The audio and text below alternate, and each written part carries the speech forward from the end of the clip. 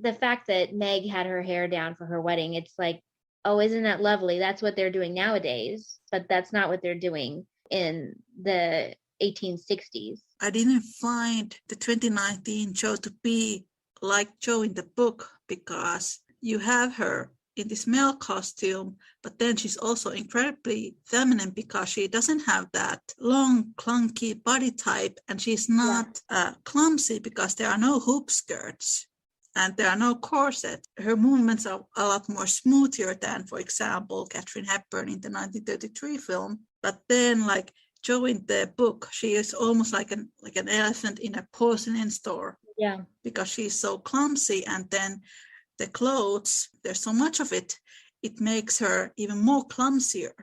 Yes. Because, I mean, they wouldn't have necessarily been wearing their hoop skirts at home when they're just in their house.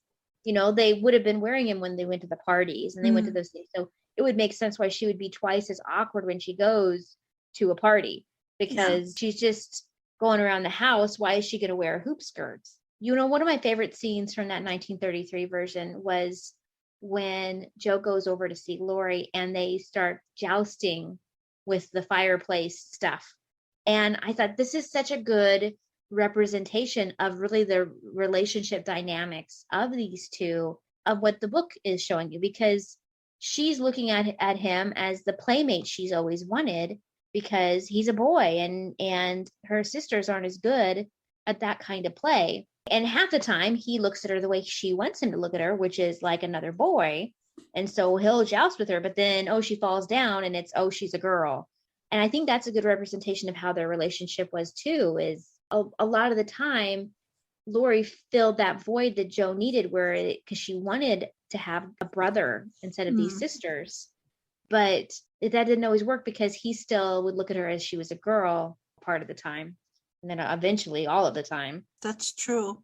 And then in the book, when Jo and Laurie, they do all these pranks on people.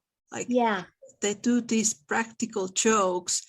I don't think that's in any adaptation that shows them more like not necessarily brother and sister, but more really like brothers. Yeah. You know, that's what I liked about Jen Brady's book, The Subscribing to the Enemy. Oh, yeah. Is because it was a huge part of their relationship in 5 stars. Her, right? Like, because it was very much like their thing together was pranking people. You're right. It's not represented in any of the movies, but Jen gets it just right in her adaptation. Like, she really nails it. How many people would ship Jo and Laurie after that when they see them as brothers, but also how they make fun of feminine girls? Right? Yeah. We need to write a film adaptation and make Hollywood do it. Good idea. Thank you so much for listening. A link to the full episode, I Hurt Myself If You Say No, Red Flags in Lover's Proposal, is in the description. Take care and make good choices. Bye.